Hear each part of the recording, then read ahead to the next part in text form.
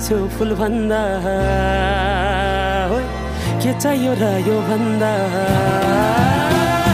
चाहिने जो जिन्दगानीमा चाहिने